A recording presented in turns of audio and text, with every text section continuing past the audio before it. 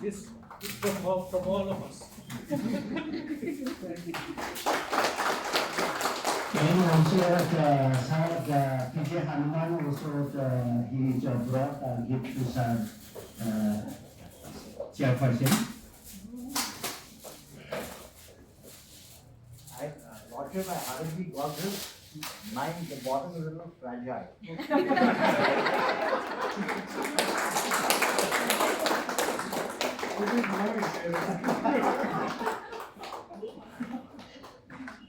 So thank you once again. So it reads like this: Meghalaya Human Rights Commission, your dynamic leadership have been an important part of the growth in the team of the Meghalaya Human Rights Commission. It is almost impossible to imagine a journey without all the support you have shown to all of us. We wish you all the very best in your lifetime job. This is a standard.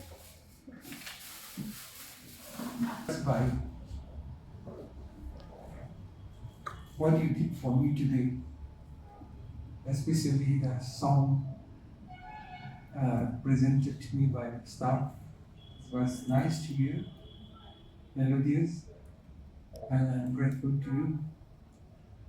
There are so many things to say about my association with this commission.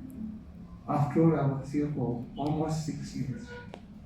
Of course, you might not have seen me every day, but I try to come as frequently as possible. Mr. Jones asked me to tell him about my achievement in the commission. I told him very frankly, there were hardly cases, so I don't think I can give you any word for that achievement. So that is, in some 2 years, many cases were disposed of. But having said that, San Ondu enlightened me today that this last year, in spite of the lesser number of cases filed, we disposed of about 90 cases. Considering the number of inmates here, it is quite a huge number, proportionately. Now, what do I say? I can only give my thanks to Mrs. Giri, who has improved my wardrobe year by year. I enjoyed her hospitality. I have never come across someone as generous as Mrs. Giri in my life. May her tribe grow. And Son of Two was very understanding, cooperative. He never had any friction. So was my relationship with Sir Peter Haniman. We enjoy thoroughly our association.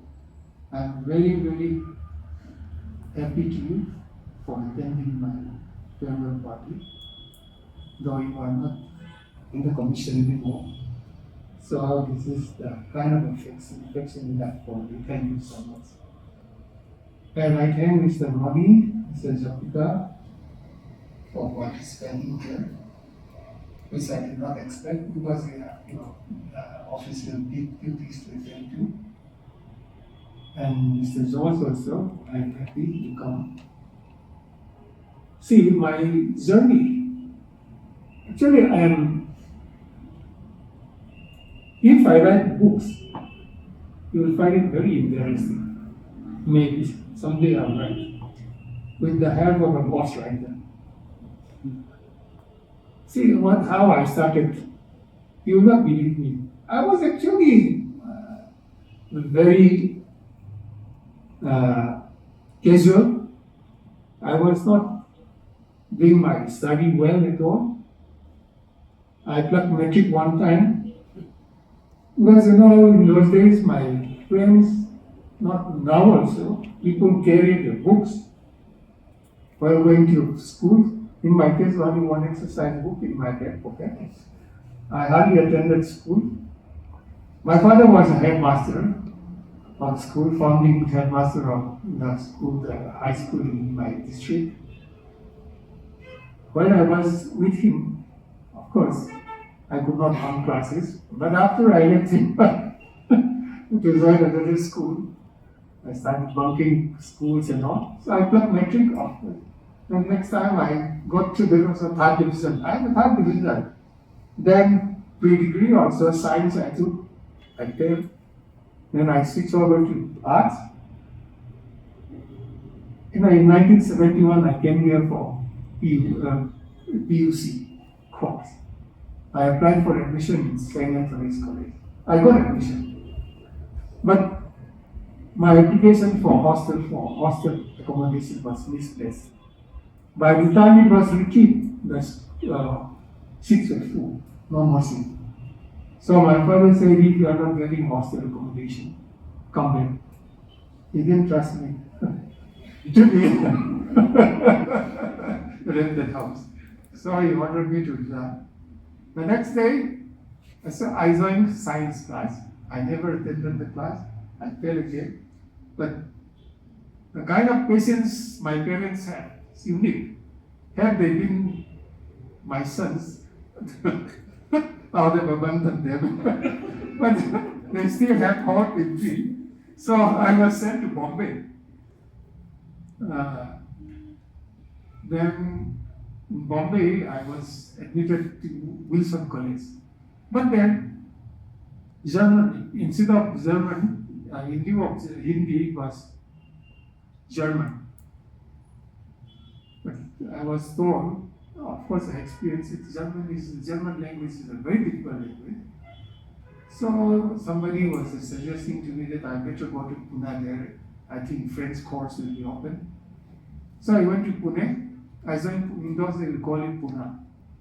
Then I was admitted there at Navarasi Boarding College with science, with French, in lieu of Hindi. Then I started self-realization. I changed completely. I became very studious, and I got good marks also, especially in French also. Then, after completing BA, I have one one Sikh from Bahrain. He's a very, very rich man. They have oil refinery, bought in Bahrain and in Kuwait. He asked me he wanted to take me to Bahrain. Of course, he said I had an option, either Bahrain or Kuwait. He wanted to give me a managerial position. And the salary he offered was, in the Indian rupee equivalent, would be about 30,000. That was in 1976. He said, visa is not a problem, I'll arrange it, just obtain a passport. I've already talked to my father. But my father did not permit to go. Because of that, I went to Delhi University for LLB course. This Bahrain friend of mine, how I came to know him, he took a tuition in political science. One professor, he couldn't understand me. But when I casually tell him how to do it, he said, no, you should be my tutor. He had a flat there, he has a car, and he bought a cycle for me from my hostel to his house. Every evening I went to tuition, I gave him tuition. And that is how we became very close. But since I was not permitted by my father to go, I came to Delhi and I started my LLB course. And then after completion of LLB, I started my practice. And my practice also, it was easy money. I was some bare metals every day. I was having about 4 or 5 bare metals. In those days, I was getting good money, 3,000 rupees. In 1980s, not 3,000 rupees per day, it's quite much. But then there was another problem in Surat.